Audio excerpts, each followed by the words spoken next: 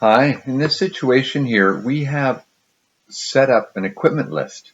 And so we've used the indirect tool so that when I go here and I pick one of these three types of equipment, a dozer, an excavator, or a rock truck, that then the next list gives me a list based on that first list. And so when I change the first list here to say dozer, then my pick list here gives me a new list of tools in here. And then we can assign this to a project. So here's one of our projects. I'll put it in there. And we have to have a start date. So I need to know, can I pick this piece of equipment? And you can see right here that I've got the dozer DZ211 already picked. So I can't really pick it again until I put an end date in here. And so what we've been asked to do with this is just as long as it has an end date. I suppose a further criteria would be if the start date would be after the end date. But for now, we're just going to say, does it have an end date? So this one doesn't. So when I put a date in here and I say, okay, this is going to start on 12/1, then this should be highlighted. We want conditional formatting to flag this for us because it's already being used and doesn't have an end date already booked. So let's take a look at how we're going to do this. So the first thing I'm going to do is I'm going to say, is this available? So I'm going to say is available. And basically, if there is an end date in there, then it is available. And if it doesn't have an end date, then it's not available. So I'm just going to use the function here is blank equals, of course, is blank. And I'm going to select the cell here. Now I'm going to actually type the reference in. This will be important for us because when we do the conditional formatting, it doesn't like these table names. So I'm going to actually reference it to say E2. And it puts in all these falses and trues. Okay, so this is the first part of it. The second thing I want to do is I want to do a count to see if it's being used. So let's try this. I'm going to put in count ifs. That would be the function we're going to use here. So we're going to use a count ifs. And inside here, I'm going to reference this units column. And you're going to see that I've got a field here called units, which refers to these cells here. So here we go. Equals count ifs. What's the criteria range? It's units. And what is the criteria? Well, I want to count the number of times that DZ210 appears in this list right here. And again, I could click on this, but that will create problems later. So I actually have to put in this case, B2. Let's just go with that first. And I'll just push enter. And it counts how many times DZ210 shows up. It's right here, and right here. So it's looking at that and counting it 3 times. And each one is appearing 3 times. If a unit only appears once, well, then we clearly have no problem. If it is appearing more than once, twice, or 3 times, well, then we have to see, does it have an end date? So I'm going to put a second criteria in here. I'm just going to name this column here. So I'm going to take this whole column. I'm going to use the create from selection option, which I actually have on my quick access toolbar. So I'm going to click on there and I'm going to name it available. Okay, so let's go back here to this formula. So I want to look at this and find out how many is equal to false. So here we go, or to true. So criteria range. Well, is it available? So that list there. And the question is, what's the criteria? Well, I'm looking for the ones where it's true. Those are the ones that I want to count. If it's false, I don't need to count this one. We're okay with that. So I'm going to put in a closed bracket, and I'm going to push enter. And so now I'm going to see all the ones where there's a conflict, where the number is 2. So you say, well, DZ210, it has an end date. Why is it saying 2? Well, it's because there's 2 other occasions where DZ210 is in the list and it doesn't have an end date. Okay? Again, if I look at RT46, it's here without an end date and it's here without an end date. And all the other occasions. And then our DZ211 is down here. So all these ones that are greater than 1 should be highlighted. Now I can also change this. So say if I go here to change this to dozer and change this to the DZ211, this will say 3. All right, so clearly this is a potential problem here. And so if it's greater than 1, then it needs to show up formatted. So I'm going to take this formula here, the count ifs, and what you're going to notice in this formula is that I don't have any field names. Like the B2, it's actually references cell. It's not like the units. If I do that, it won't work in my conditional formatting. And so I'll show you that if I go like here, if I edit this formula. And if I just went like this and I clicked on there, you're going to see how it puts in the at units. And the formula will work, but when I apply this to the conditional formatting, it won't work. If you've got any fields referenced that have the at units, this will be a problem. This one here, I've named it available, and so that's going to work out just fine.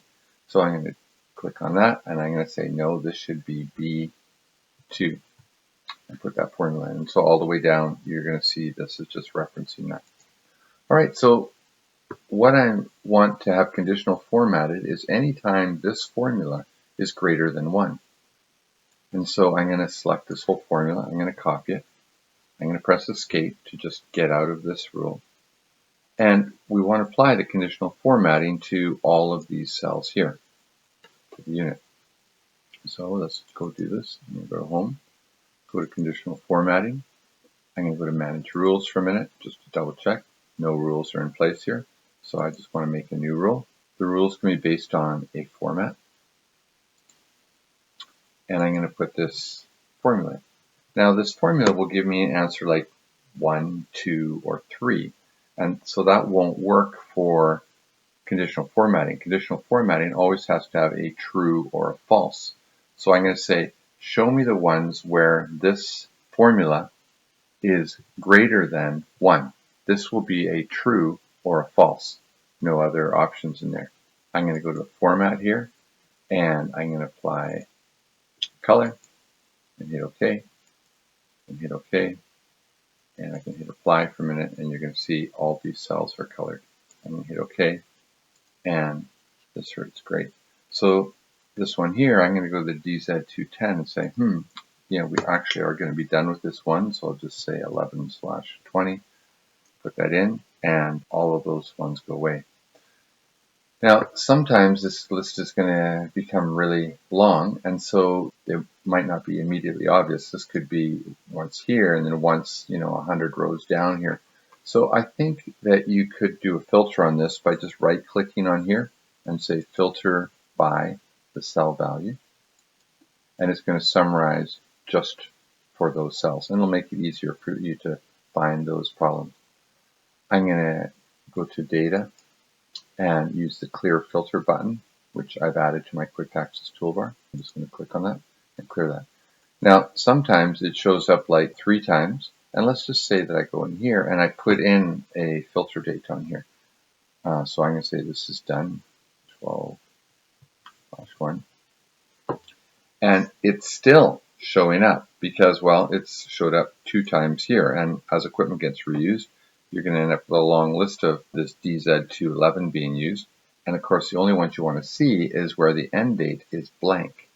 And so I think a combination of tools would be good here. On the table design tool, I'm going to add a slicer on the available and hit OK. And it's just going to give me that little true false option. And I can have this right near the top here. And so what I'm going to do is I'm going to filter on this object. So I'm going to filter by that cell. And then I'm also going to say I only want the situations where it's true. And this will just filter right down to the problem area from all your cells and say, oh, this needs to be finished by 12/2. And that gets rid of all of my issues. I hit clear my filter. And see that. So when I have this whole list, real quickly again, where the problem area as well, the ones that are formatted. And I could also go under here, under this one here, and I can say filter by color and click on here, and it show me all the ones that have an issue. Let me go back and just try that again. So if I have a couple here, so I'll say the don't have a finish date on that one. I have all these things, so I can say, okay, well, let me see all my problem areas here. So filter by color. These are the ones I want to focus on. If I needed to, I could quickly do a sort on this column just to put them all together. And if I want to be more focused, I'll just hit true. And now I've only got the ones that I need to deal with. I'm going to change this one because I don't have another solution. So I'll say, well, how about the DZ212? That gets rid of all those problems. Can't use Rock Truck 46, so I'm going to use Rock Truck 47. Perfect. I'm going to hit clear, and lo and behold, I haven't created any other new problems, and so this is a great way to make that work. These two columns here, you don't need to really see these, so I would suggest that probably it'd be great to take those two columns and just hide them. And now you're going to see just the information that you need. The other thing that you could do with this is you could click above row 1, and I can add a couple rows here, and I could take my slicer.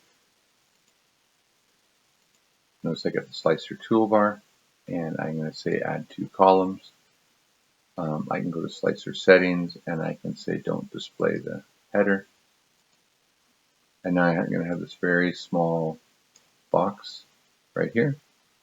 Make that button a little smaller.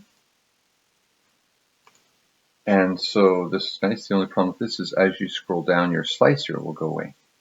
And so I think what would be great to do here is to maybe click right here in A4, and I'm going to go to my view, and I'm going to freeze panes, and I can say, you know what, I'm going to freeze panes right where I am. And so now, as I scroll down, I will always see the slicer, and this will make it really easy for me to work in the screen. Great, I hope those helpful tips for you to manage this, and hope to see you in the future. Thanks.